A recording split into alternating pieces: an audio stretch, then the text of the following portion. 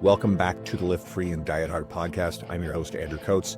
Join me along with industry leaders and friends on a quest to get more people through the gym door and eating and living healthier. Join me where evidence meets empathy while rejecting fitness industry fads and extremism. Let's begin. Tom Morrison is making me bigger. I just showed on my Instagram story. I mean, by the time people are hearing this, it'll be long gone, but how I deliberately use a profile photo that like makes me look smaller than I really am in real life, and then people see me. Anyway, but that's a total side quest. Sorry to do that. This is about you, Tom, and if anybody gets into your media, it's kind of like if Weird Al Yankovic were a mobility and strength expert, right? It's like you've got kind of that very unique energy. And we were talking off air how I recently had my friend Rachel Henley on here. I've had Steve Keen on before. He's great. And then a whole bunch of people copycatted their formula of, evidence-based fitness meet like with sexual innuendos and self-deprecating humor and what have you. But your stuff just stands alone. So hopefully people will check out your media. But yes, you're a Belfast-based strength and mobility. I'll use the word guru because I think that's fair. Usually we use it uncharitably, but I mean it in a great way this way. Welcome back, my friends. Great to have you. It's awesome to be back. Always great having a chat with you, Andrew. Okay. Is there a relationship between mobility and injury risk? I definitely think so. And it's one of those like crazy things in our industry of like, oh, but this study says this and this study says that. And you can always find a study. Everyone can always find a study. But if you've coached for many years and coached a lot of people for numerous years, you will notice a trend of the people with really poor flexibility seem to pick up those little tweaks and those owies more often than the people that move really well. And another thing you'll notice too is people that are very wobbly, don't have a lot of stability as well. They seem to have those little tweaks in the knees, those little tweaks, in their joints in general. And it's just because of a foundational strength that's not there. So my life's work has been figuring out what exactly that foundational strength is, because it's all well and good to say you're missing the basics, but that's just a phrase. You're missing the basics. What are the actual basics? So everything that I teach is based around what I've deemed here. If people don't have this stuff down, that's where they need to focus so that they can have a long career in training and not, have that great 1 year where they lose a bit of weight and then hurt themselves and then can't train again for ages. And then it just takes the motivation out of it for them. That sounds like a bell curve distribution. You get the people on one end who are really immobile, right, and not Yeah. strong. And I think, and you alluded to, I think the undercurrent is strength. And then you get the people who are hypermobile, which we definitely know hypermobility without strength or like the skill of movement control are also more vulnerable to injury too.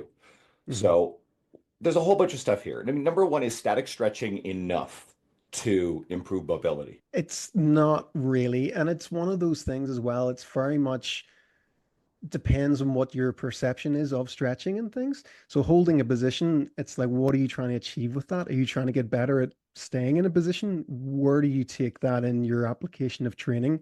If you're out on the pitch, say playing a football game, it's like, well, you're going to stand still for 2 minutes. It's not really going to apply to much. So I much prefer, especially in the beginning, that you learn how to move through full ranges of motion that you have and gradually nudge on that. So by moving through a position in and out of it, you gradually increase the strength and the range of motion as well. And that can kind of lead you towards being able to cope with static stretching and maybe in the future, progressing into more advanced flexibility. So I'm very much on making sure that people have a beginner level of flexibility so that if they wanted to push towards getting the splits and things like that, that they could do that safely. Whereas if you just jump into, hey, let's just go for the front splits and see what happens and just hold it for as long as I can, you're going to tear something. You're going to not have a good time. For anybody who's just picking up this episode first, just go back to the Jordan Syatt one towards the end of that episode because his quest is to learn to do the splits. We actually talk quite a bit about that specific application and some stuff about stretching. So there's a little bit more of a treatment there. So how do you create meaningful improvements in your mobility? You want to have things that you can track that you can see if you're making progress with or not. So I'm a big fan of using exercises like the deep lunge test. It's like it's an exercise we go into a lunge and you see, can you get your elbow down to the floor beside your heel with your shin being straight? So that kind of sees if you've got a decent level of hip flexion, which is really important if you want to be able to squat, if you want to be able to do like Bulgarian split squats, things like that. If your hips aren't able to flex in that kind of way, if you've got really, really tight adductor muscles, then you're going to find that your knees are going to hate you or your lower back's going to hate you as well. So it's really important you have that range of motion. Other things that many of us have all came across now is the 90-90 position. If you find that challenging, your hips aren't rotating very well. So you want to work on that. And the great thing about it is by using regressed versions of the 90-90, you can still do the 90-90 and it will improve your 90-90. So it doesn't need to be too complicated, but you want to have a series of things that you can look at, like can you touch your toes with straight legs? That you can track and you can work on. So, if you're halfway up your shin and you start to work on it, you start to get down towards the toes, and then you start to maintain that, you've made progress. You know that you're then more flexible or more sexible, as we like to say. I tend to think of mobility. I want you to take this further as, a motor skill, Mhm. and it also load management matters. Can you elaborate on that? Yeah, so you've got your mobility is that combination of having the flexibility, but also having stability within that as well. So your strict flexibility is your range of motion. Like, can you do a squat? Can you do the toe touch with your legs straight? Can you reach your arms above the head, have full shoulder flexion? All of that stuff is like your flexibility. When you add the stability on top of that, it's like with your range of motion, can you hold yourself? Can you hang? Can you do a pull up? Can you do an overhead press? Things like that. That's the stability elements coming into that. So your mobility is what you can get to, but also what you can control. So if someone's got too much of the flexibility side, so someone that's maybe hypermobile, it's like, hey, great, I can get into this range of motion, but you can't control it. And lo and behold, you'll probably find that they tweak things easily or get joint pain. And then the other thing as well is you can have all the stability you want, but if you don't have the flexibility to get into positions, you're going to be stressing your joints. So you can see someone that's maybe crazy strong, able to lift a certain amount of weight, but they're not able to achieve a full range of motion. So they have to force themselves to get into positions. And if you're doing that under load, it's not really a good idea. You're going to stress joints. You're going to shred your meniscus. You've got to make sure that the flexibility is there as well as the stability. And that's what brings it all together to having good mobility. So it's making sure you're not too far on one side or the other. There's a way I love thinking about this. It's your active versus your passive range of Mhm. motion, right? And if Yeah. there's a fairly significant mismatch between the positions you can actively control yourself getting into versus the position you can get into passively, and then if you load without control into something passive, a really good example would be if someone takes a bunch of weight, because load management is critical here, and they squat deep, but we've all seen the people who two-thirds of the way down, all of a sudden they rapidly drop into a bounce. They're not Mhm. actively controlling it. So all of a sudden they're being pushed into passive range of motion they have that they're not in control of, under load that they're not in Mhm. control of. And I certainly think that increases the likelihood of injury if you're not in control. Yeah, absolutely. And it's such a tricky thing with the stretching world and the likes of self-myofascial release and stuff as well. It's like you can improve range of motion by, yes, using foam rollers and trying to stretch things out passively for long periods of time. But what are you trying to apply that to is always what I'm after. So you're going to relax your muscles, rub them out, and overly stretch things to get to a deeper position, and then just go and back squat what you've always been back squatting, but you've never been there before. There's going to be no strength there. So it's really important with the stretches and the strengthening exercises you do that you make sure as you improve your range of motion, it also has an element of stability in it as well. So that it's not just a brand new range of motion that you've never been to before. So it's something to be wary of, that yes, you can effectively improve flexibility with some techniques, but you need to have strength there as well. You can't just essentially overstretch your way into a position and expect to be able to just lift what you've always been lifting. You need to almost rebuild things back up again. So being strong is essential to good mobility. Absolutely. Yeah. You've got to have strength there. And it's an absolute key element to everything that you do. I call it, you want to be almost like stupid strong. It's like, why are you strong in this weird ass position that like you never look like you'll need to? And it's like, because if I ever accidentally go there, I want to have some level of strength, So you don't just want to be able to see what happens if you suddenly fall a certain way. It's good to have some level of strength in weird positions as well. And that's what gives you your wiggle room in your training. If something does go a little bit wrong or a little bit wobbly, you'll maybe get away with it with just pulling something a little rather than a full catastrophic injury. It kind of goes back to what we were saying earlier, where strength, one of the main factors of strength is motor control. It's Hmm. literal motor skill. So Hmm. those things go hand in hand. Are there trade-offs between high-end strength and mobility? Is there a point beyond which, okay, you're trading one for the other? If you're talking about competitive athletes and you're thinking about a power lifter and it's like they want to lift as much weight as possible from A to B and it's not a full range of motion, there's going to be a trade-off there. Like you're going to have to give up some flexibility and just focus on the strength there. And that's in your competitive years, for example. But for the general public, in my opinion, it's better to have that really good focus of having a nice level of both. But, you can't, I still obviously love watching strength sports and stuff and love watching, people pushing the boundaries with stuff. So it's just got to be that trade-off. So you want to be as sensible as you can be so that you can push. And again, the most people that I've ever noticed that have the best kind of like PRs and training careers and stuff are the ones that already just had that good mobility there and they were able to just work with that. Whereas the ones that were super stiff and were able to push through anyway, they kind of get away with it for a good few years, but then they're wrecked. And then they've got this big, long uphill battle of trying to fix themselves again, which is always so much harder when you've left it for so long. Are there any places where people are paying too much attention to mobility, like maybe it's body wise or movement quality wise? And are there common places where people just don't pay enough attention? I mean, I think that's the default. People probably don't pay enough attention. Yeah, and it's not too hard to add some things in. If you start working with deep split squats and like pull-ups with full ranges of motion and stuff like that, things that require you to use large ranges of motion and do them to an easier way, use that stuff in your warm-ups. You can still build muscle with that stuff. You don't have to take up yoga if it doesn't interest you. You don't have to spend 45 minutes a day stretching or anything like that. You just want to have exercises that you can do in a lighter way slowly with good control and that require you to use a range of motion that you will start to improve over time. It's one of the ones I really love is a deep split squat. So not a Bulgarian split squat, but a split squat where both legs are on the ground and you are trying to get your knee as far over the toes as you can. The back leg, hip, you're trying to really stretch the hip flexors of that side and you're trying to get as deep a range of motion as you can. And with a couple of dumbbells, you can load that movement up and you can use it as your warm up before you do squats and see when you do start to actually push that and load heavier with it, which is the great thing as well. You can use a movement with a large range of motion and still do progressive loading. So your mobility exercise can eventually look like you're doing a proper full-on heavy loaded training exercise, but you're still expanding your range of motion. And there's no way that my hips ever feel compared to doing that deep range of motion with a couple of dumbbells compared to normal squats. Because actually doing your squat, you'll still only get as far as you can in your squat, both legs going together. With a deep split squat, you can get the knees further over the toe, you can get deeper into the hips. It's very unique feeling and it just makes everything feel like it's been worked together. So it's absolutely awesome. So you don't need to be standing doing like hamstring stretches and stuff and just holding positions. You can use progressively loaded movements to improve your mobility and use the weight to help you as well. Tell me more about using the weight to help you, because I like this. Yeah, Actually, so I'll set it up with an example. So, I find sometimes a moderate amount of weight can be used really well as a teaching tool. I think most trainers, and now we're talking more the general population versus the old episodes, but anybody who's a lifter, if you know someone or you started out with a terrible looking body weight squat. I mean, I get clients all the time, and it's like Bambi on ice, their first attempt at a body weight squat.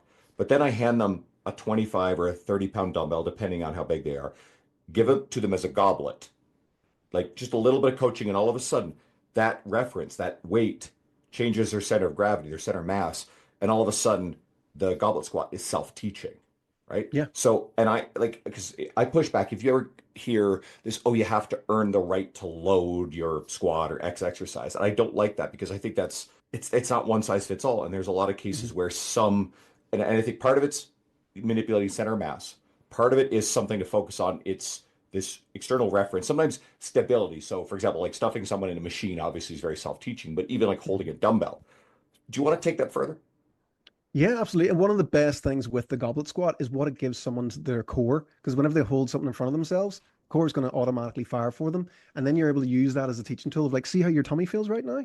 Let's try and replicate that now without the weight. And you'll actually see someone then with their body weight squat, they're able to switch their core on in a better way. So their body feels safer to go to a deeper range of motion, which is absolutely awesome. So it's just sometimes that teaching of how the core is supposed to feel as well. The counterbalance element of the goblet squat is great. So it gets them down lower. They're able to shift around and move around, especially with a light, kind of weight. They're not going to hurt themselves. Even if their background's a little bit, they're able to get into the position to start fixing the position. And for some people, it's just that element of actually being in it that helps their brain go, oh, I can do this, sweet. And then afterwards, they're able to move so much easier.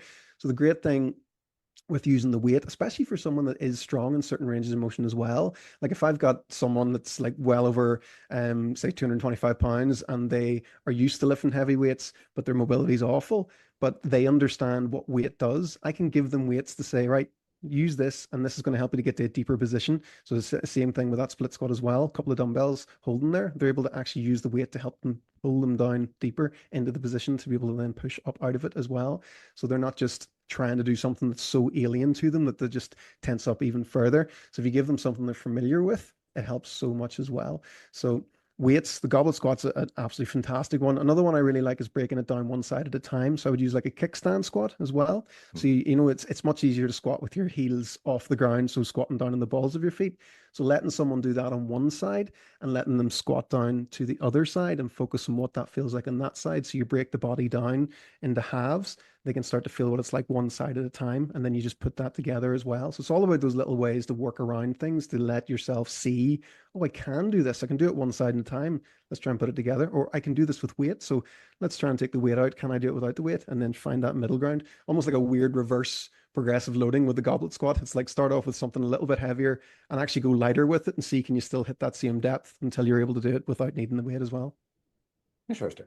Now, you said something in there, and I grabbed onto this in my notes. Quote, use the movement to fix the movement. What does that mean? It's gotta, like, there is so many crazy techniques out there for things, but if you can find something that looks similar enough to the position you're trying to achieve, that's going to be the most helpful thing for you. You know, it's like martial arts and stuff. Whenever you're trying to, you know, you're just beating up a punch bag, it's like doesn't really move like a person. So having two partner drills you can do with another person where you're hitting pads and things like that, and someone's actually moving around, that's going to be more applicable to you starting to actually get into sparring and stuff rather than just punching a bag. Similar with movements, if you're trying to do a deep squat and you can't get there in any kind of way, if you use the likes of a split squat or a kickstand squat, you're able to do one side at a time. You're able to feel what it's like to flex at the hip and to bend the knee and let the knee go over the toe for your squat and stuff. So you can actually see that you're able to do the movement, and then you're able to actually work on that in a way that your body's going to learn from. So it's so important to have things like that rather than like, here's a squat, and then, right, okay, now go and lie over a foam roller and roll your quad, and then roll your calf, and then you're going to, you know, attach a band around your hip and do some kind of wiggly sideways standing thing, and then we're going to do some clamshells. It's like, none of that looks like a squat. You gotta find something that actually looks like the movement you want to improve. I feel like there's another side to this. And when I first read it, I also assumed this was a component and more through the lens of injury.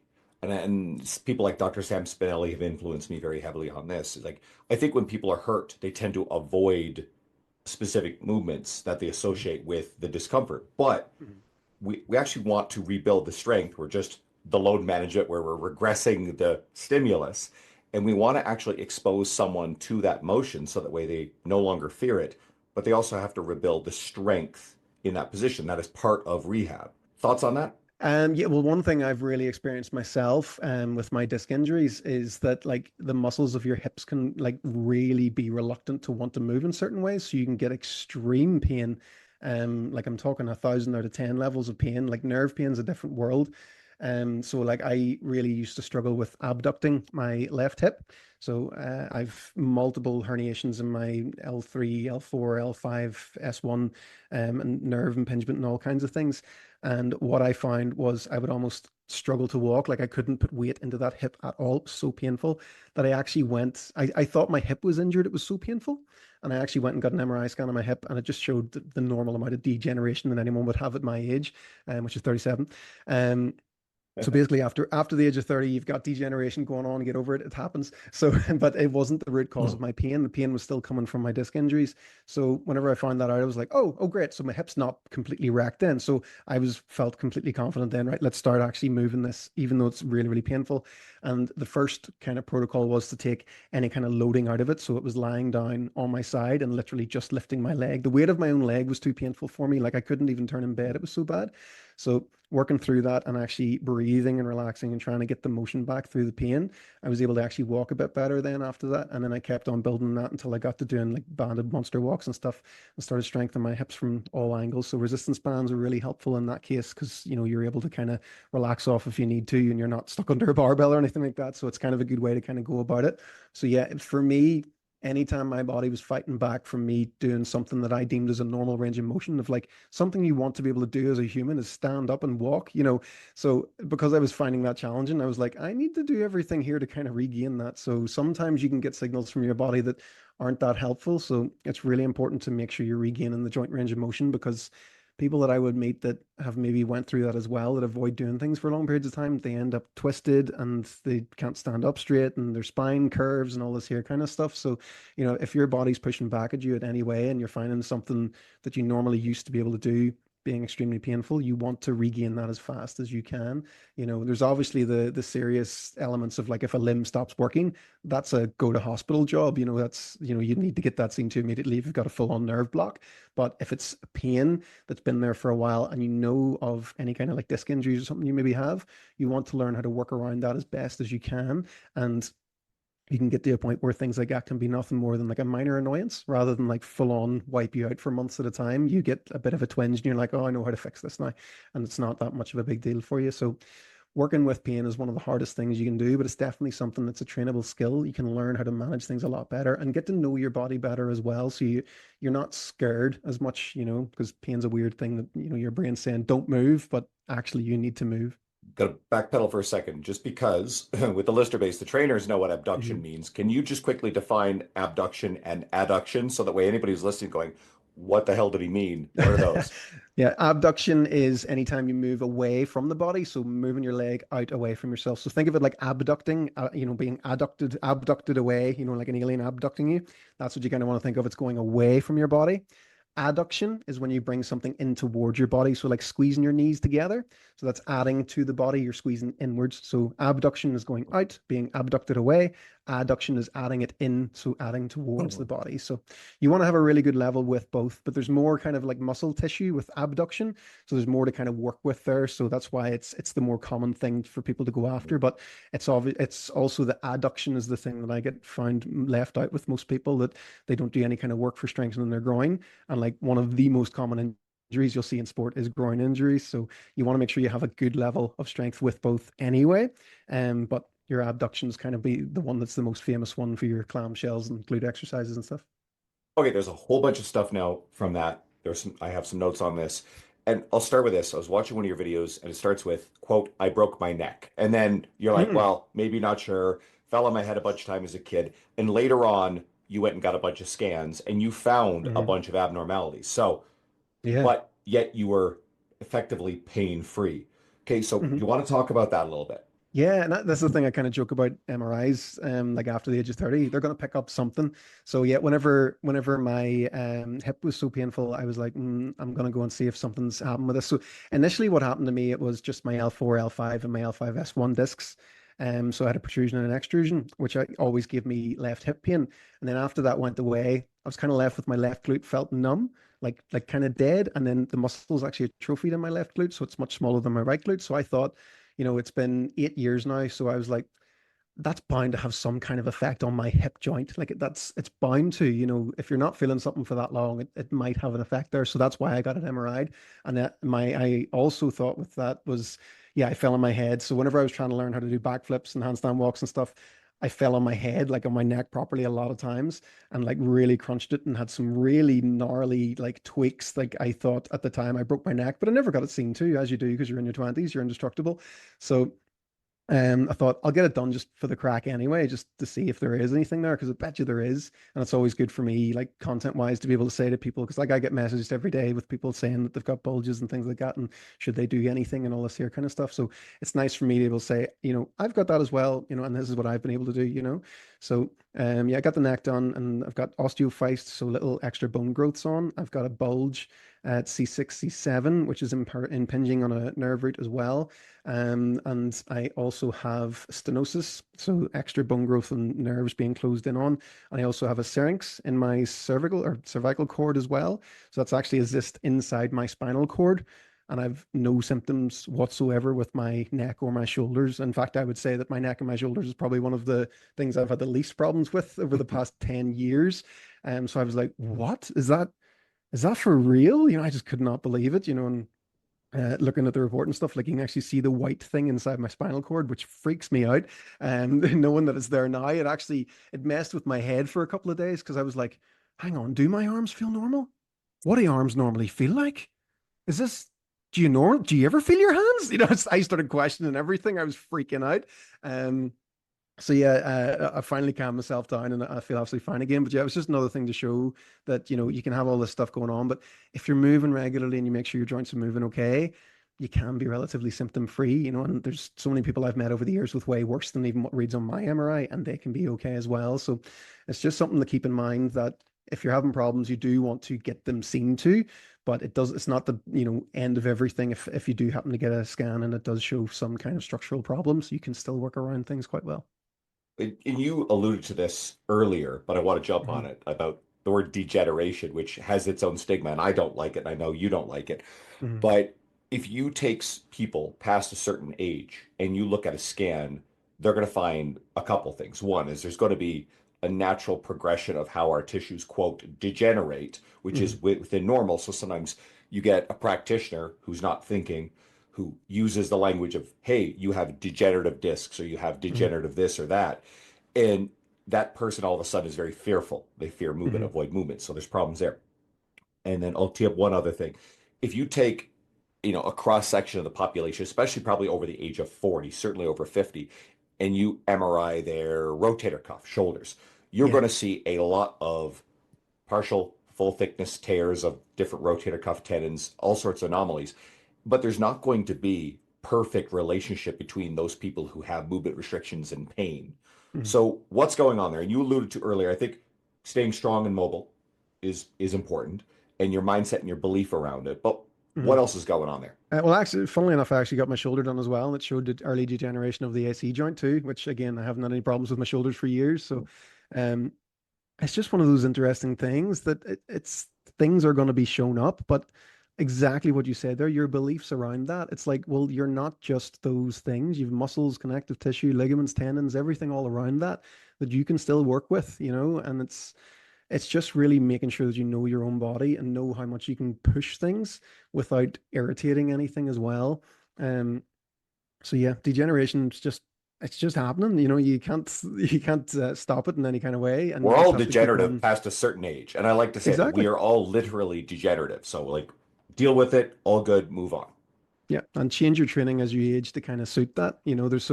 There's no way now that I could train the same way I was training like 10 years ago. I was able to lift heavy 6 days a week and it was able to keep on pushing through and felt great. Whereas now, I'm kind of like 3 days is plenty. And one of those days probably going to be moderate weight if I'm honest about it. And then the other days is like, hey, I'm going to enjoy some cardio and go for a walk, because it's going to make me feel like I can get on with the week rather than walking around completely busted from my training. So, um, yeah, it's just about learning the skills as you get older of how to make your body feel good and how to make your joints not feel like they're being battered as well. So having things that you can change up, like I have no qualms with doing squats with lifting shoes on, elevating my heels, and going easier with some movements and progressing things in like lighter ways and stuff, like doing push-ups from your knees even sometimes. I love doing like mechanical drop sets where you go from like a harder version of an exercise and then you go to the easier ones and then like I would finish pull-ups with my feet on the ground and do some reps like that as well. So learning how to alter movements to change the loading is really really helpful also, so you're not always doing like your max load but you're still getting that extra work put in to build muscle as well. Let's go full circle because we've already danced around this. Mhm. How important is it to keep muscle strong and that motor control in the face of some sort of structural injury to tissue? Oh, incredible. Like I always say to people, you've lost your wiggle room to ever be lazy. Essentially, if you have some kind of disc that's exploded on you and you've nerves impinged or anything like that, it's like you need to make sure you're working around your body trying to compensate around that. So what essentially tries to happen to me all the time is my pelvis wants to try and rotate and hike up on one side to almost take pressure off that side of my spine. And if I let that go like that, my symptoms get way, way, way worse on a long enough time horizon. So it's so important for me to be moving all the time in a way that I understand if something's tightening up more than it normally is supposed to. And then I'm able to counteract that. So, like I keep saying, it's just as on a long enough time horizon, you're actually fighting against your body, trying to compensate around things rather than the thing itself being the problem. So, your body, I always say, is both the smartest, but also the dumbest thing that you've got. So, it hasn't killed you yet, but it makes some weird decisions sometimes to try and work around things and they become more issues, because if you allow your pelvis to start like moving and shifting in a weird way, your knee's going to start hurting because it's being pushed in different directions and stuff. So it all just starts to come full circle on itself. And if you're focused more on having as good alignment as you can with your mobility, then you're able to train just as normal like anybody else would. But yeah, the biggest time I ever notice any of my symptoms creeping back in is when I take like long periods away from lifting weights. And that's whenever my hips start to feel less strong and less stable. So then my lower back has a reason to kind of hurt. So I always look for the reasons for pain to be there. I always want to remove them as much as possible. So if I'm doing weighted exercises and lunging and keeping my legs strong, if I'm working on my balance, and now because I've found out I've got this thing in my spinal cord as well, my neck, I'm always now working on juggling and making sure my motor control is good with my hands, playing guitar, all those kind of things, not obsessively, but just making sure, can I still do these things? Are those functions still there? And always making sure I'm checking in on them. I can just be like absolutely like anyone else, but better than anyone else. So I've started actually noticing now, getting towards the 40s mark now for me. I'm noticing people my same age. I'm like, why are you grunting every time you get up out of a chair? Why are you so stiff? You kind of seeing those people now that don't train. It's starting to hit them now at this age. So you'll probably notice that yourself. Well, shit, because I mean, I'll be 47 in Hmm. what, a month and a half, okay, which Hmm. is nuts to me. And while on one hand, it's like you temper the whole like looking around and making assumptions or being judgmental of people around you, but you definitely notice you get past a certain age, and I think you're Yeah. probably at that point where the fork in the road really starts to be very obvious Yeah. between the quality of life. And yes, we know that you can't judge someone's health based on their appearance. But when we have a society that is like the obesity rates are really, really high, you can draw certain inferences based on populations, not the individual. If you see very high incidences of obesity walking around in the general public, only a small percentage of those are going to be metabolically healthy because they're lifting, they're doing cardio, what have you. But as a cohort in a population, we know that that correlates very, very highly with poor metabolic health. So we look around and we see this, and at different ages, I mean, I don't see a lot of 46, 47 year olds who are in the kind of like shape that I'm in, if that makes sense. And Mhm. once you start getting into your mid 50s and 60s, the fork of the road is becomes very exaggerated, right? There's a big Mhm. difference between someone who is very active, maintaining their lean body mass, not accumulating excess body fat, versus the people who are just going the way society is going. And it's one of those things like the people that have always been gym bunnies are always going to be gym bunnies. But we're very passionate about, you don't have to go that hard. A little bit goes such a long way. Like anything is better than nothing. And that's, why I really like going the movement route with people of like, anytime someone says to me, oh, I really do need to do some of that stretching stuff you do. And it's like, here, literally come with me right now. This is how easy it is. And I just put my leg up on something and just rock back and forward and go, look, you can just do that. You can just gyrate the hips and there you go. You've started doing something, and it's the biggest thing. If someone can start to feel like it's accessible to them, that's what we're always after. If they feel like they can do something, because if you just bring someone into a gym and hand them a barbell and say, right, start lifting, it's like, oh, I have no idea what to do. Whereas if you keep it really simple at first, then they're able to actually, try the thing and not feel disheartened, which is so important. This leads exactly into what I was going to ask next, because the way you've described all this stuff, it does, and plus you're a professional, you have the time to do this. We live in gyms, although we do have busy lives. People would assume that you have a lot of hours to devote to all this stuff. What do you say to the person? We know that one of the biggest barriers to all of this is the perception that people, real or narrative, that they don't have a lot of time for fitness stuff and it's easier just not to do it. What do you say to the person with a busy life, limited time to improve their mobility, is confused about what to do? How do you make that accessible to that person? Highest leverage.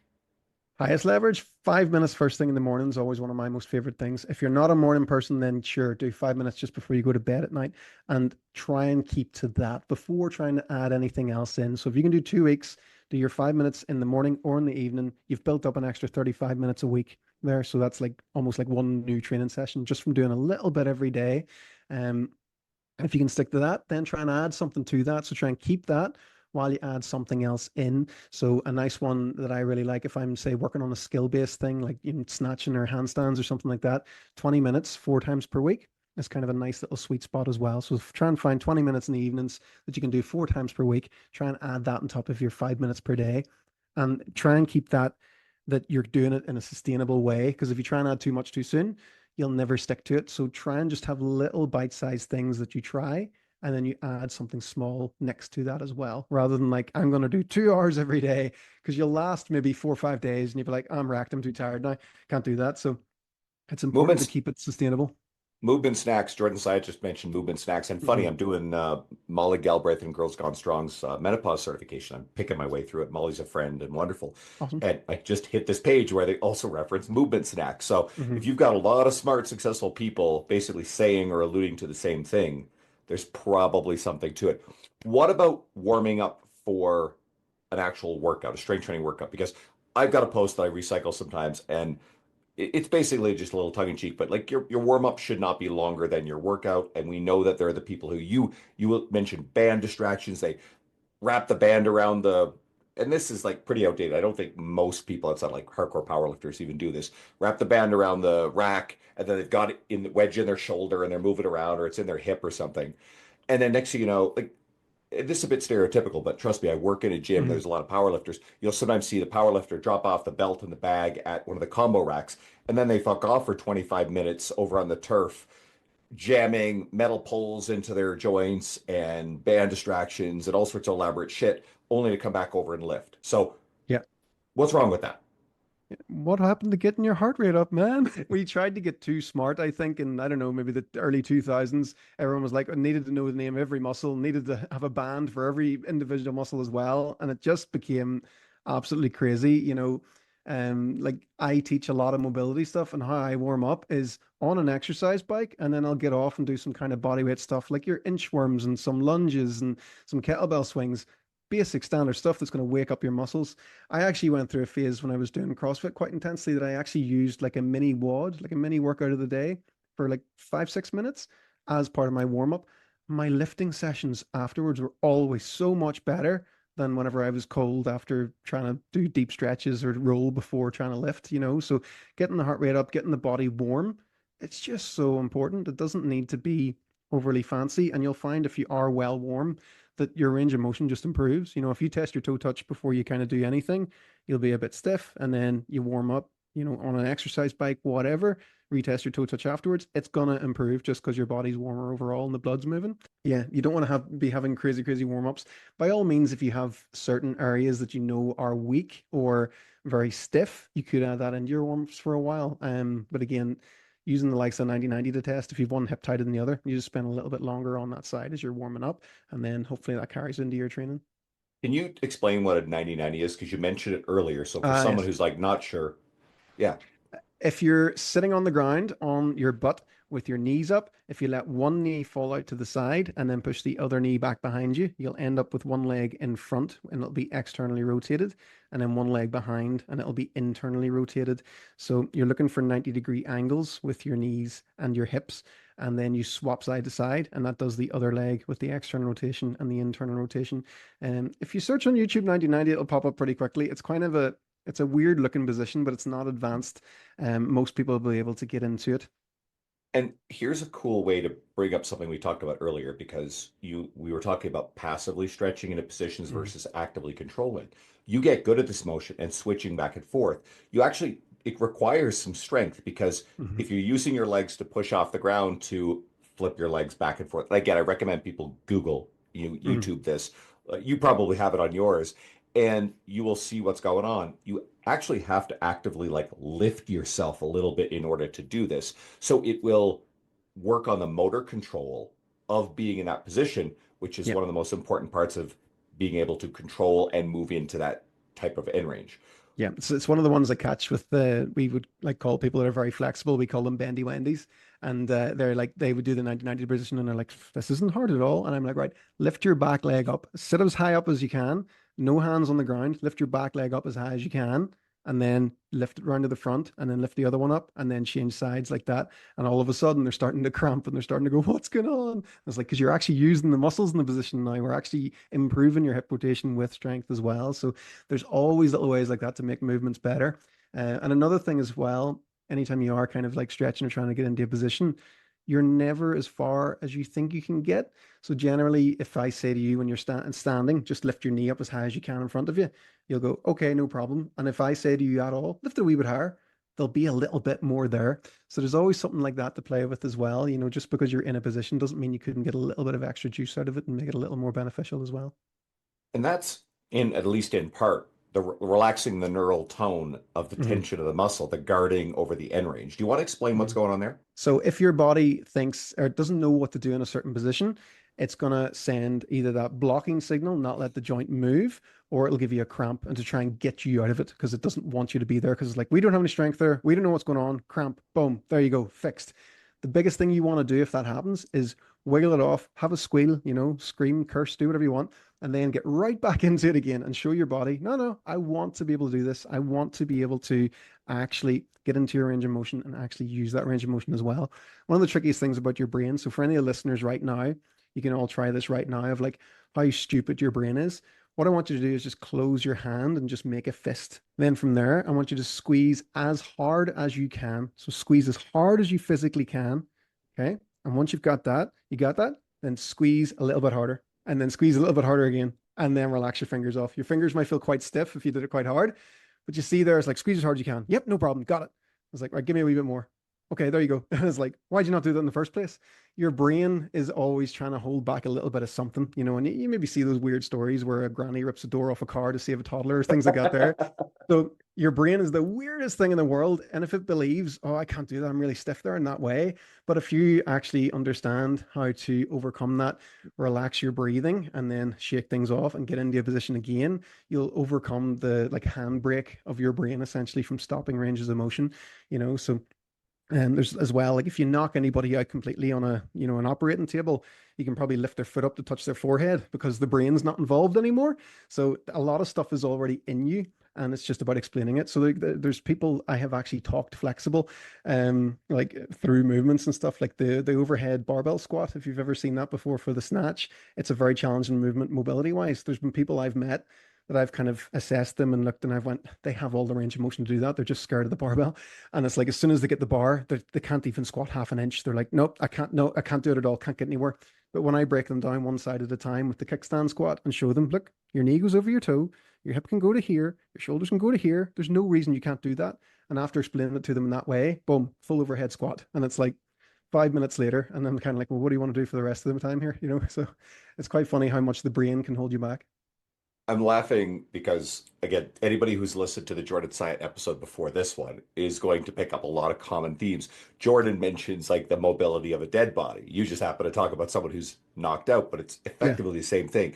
And that's just the body's, capacity for passive end ranges of motion when the nervous Hmm. system is not guarding whatsoever, right? Hmm. So, and I like this because for people who have been following along multiple episodes that are trying to learn these lessons, hearing them in different forms or repeated, it's not going to get boring. I hope it's actually like, oh, these principles will land as you get exposed to them more, right? Yeah, absolutely. Are there other lifestyle things that you focus on with the people that you work with to improve their mobility? We're talking hydration, we're talking stress management, sleep, any of these sort of things. How do these come into play? For me, so my health in a weird way. So I have a really bad autoimmune disorder. So like my skin would get really badly dehydrated, and like I wouldn't be able to move without my skin ripping and stuff like that. So I would deal with like really, really bad chronic fatigue sometimes, and that would like I wouldn't be able to work out properly if you know what I mean. Like even my sweat would hurt. So if I was to try and sweat, it would like feel like acids coming out through my skin from the inside. Really, really strange. So what I kind of adapted to over the years was to have a even when I'm at my most like hateful fatigue level, I can still do this. And it was always trying to figure out what that was. And for me, it was that kind of like little 5 minutes in the morning, doesn't have to be fancy, like just assisted lunges, assisted squats, just things that get my joints moving a little bit so that when I felt better, it wasn't like I was starting from zero again. So I kind of really like that idea of like having things that you'd almost be embarrassed to not do, like make it so simple that you're like, oh, look, I can give myself that level of 5 minutes. Like even though I'm not well, I've got the flu or whatever, I can still do this, and it keeps you consistent in that way. You know, so you actually identify as someone that does a little bit of movement every day, and that's kind of the thing you're looking for. Those kind of personality traits, and it's that's the secret to getting them, making them so achievable that you'd almost feel embarrassed to not do it. So I really like that. And then on top of that, it's just having things that you can kind of do throughout the day. So before you kind of relax on the sofa at night or whatever, give yourself 10 minutes on the floor first, play around with different floor positions and have a couple of little stretches that you like to do, sitting in a squat, things like that, so that you're not moving something for a long period of time. Because for every listener right now, when's the last time you fully turned your head left and right as far as they can go and up and down? When's the last time you did that even this week? Do you know? So sometimes you can accidentally not move your joints in a certain way for a long period of time. But if I said to you right now, look, I don't want you to bend your elbow for the next week, you'd be like, don't be crazy. That's how am I supposed to eat? You know what I mean? But there's going to be multiple joints throughout your entire body that you haven't moved for a long period of time. Um, so yeah, it's just so important to have that little bit of extra attention to your body so that you are on top of things. Because sometimes you wake up in the morning and something maybe feels stiff or whatever, and you don't even realize until you maybe do go to the gym that evening, and then you tweak something. Whereas if you had a notice in the morning, you could have had it stretched out and sorted before the evening. So it's just all about body awareness and just making sure that you have things throughout the day that you're just checking in with your body. It's the only one you've got. You got to look after it. So just asking it throughout the day. Hey, how you feeling? How's this moving? What's this doing? It's just such a beneficial thing to do. You mentioned getting down on the floor, and that got me thinking as well, especially as we get older. There are a lot of things that we tend to think or traditionally avoid. And I think a lot of younger, newer trainers with older adult clients, well, hey, I'm going to avoid this. I'm going to avoid anything that's too fast, anything that's explosive. I'm going to avoid having them jumping. They're going to get hurt, etc. And they might also avoid having them get down on the floor. But here's the reality. One of the skills that people need, especially as they get older, is to be able to get up and down from the floor, right? Mhm. Part of it's fall prevention, but also part of it's like fall recovery. Mhm. Thoughts? I've quite a morbid thought actually from last Christmas. There's a friend of mine, one of their neighbors, fell in their kitchen and they couldn't get back up again, but they didn't die then. They probably lived for at least 24 hours after that on the floor, unable to get up. They just didn't have the strength to. And that is just a very horrible thing to think about, but it's a reality that's there. So your relationship with the floor is incredibly important. You always want to be making sure you're getting up and down off the floor. If you really struggle to do it at the moment, find a way you can assist yourself to get there and get back up. And if you do that maybe 3 times in a row, have a rest. That'll do you. The next time you do it, try and do it 4 times in a row. That'll do you. And then 5 times in a row and try and build it up that way until you're actually able to just get up and down off the floor without having to put your hand on the sofa or anything like that. So if you do train older clients and things like that as well, you've got to support that stuff. And if they say, I can't do that, it's always like, well, let's find a way you can. Let's find the way that we can actually get you there. Because if you can't do it now, you could end up literally in the situation you just described. Mm. So the answer here is not to avoid that because you're struggling with it, but it's to lean into it. Like, hey, you need to have this. Is there Yeah. anything that you like for floor movement specifically, like crawls? Oh, I love like bear crawls and crab walks and things like that. They're all great. Like all the things you would see the kids gymnastics doing. It's just all like animal movement and stuff. That stuff's all great to play with. But like again, coming back to my kind of idea of like be so embarrassed that you feel like you couldn't skip it at all. Just trying to sit cross-legged if you can. Even if you need to stack a couple of pillows up, that's absolutely fine. Try and sit cross-legged, try and sit with your legs straight out in front of you.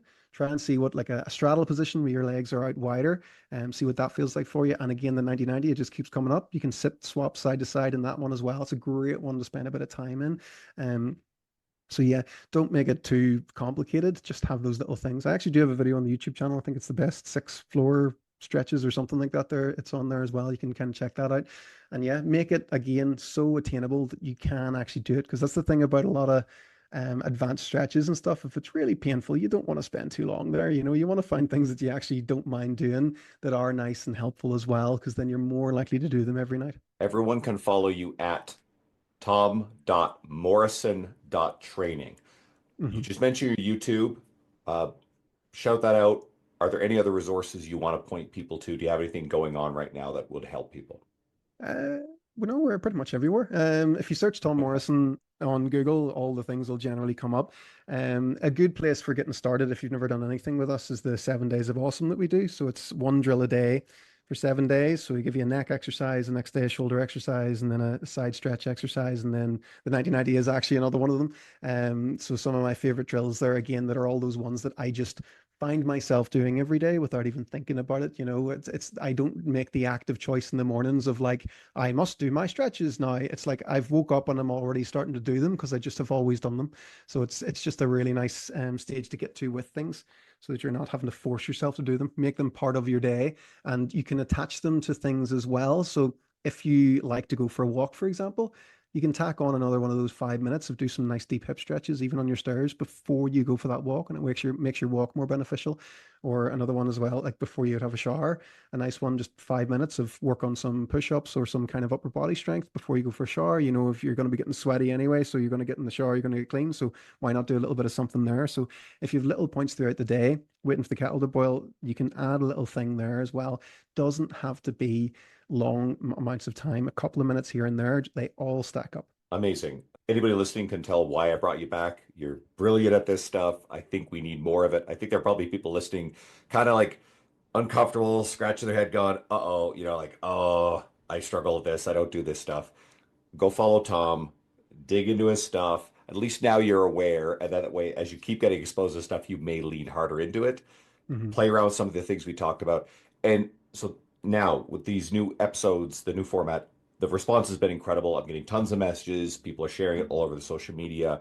Listenership's growing. I know people are just sharing it with their friends. So thank you guys for that. I appreciate it. If you're listening, if you haven't yet, send me a message. I would love to hear what you think. Message me, if there's guests you want to hear. I have a huge backlog of like insane guests coming up. You guys are going to love it. I know I'm about to record with Dean Somerset soon, so there'll be some overlap to some of the themes here, but there's a lot of cool stuff there. I've got a cancer researcher named Dr. Joe Zundell, and we're going to get big into resistance training and how that relates to cancer risk and whatnot. That one's going to be fun.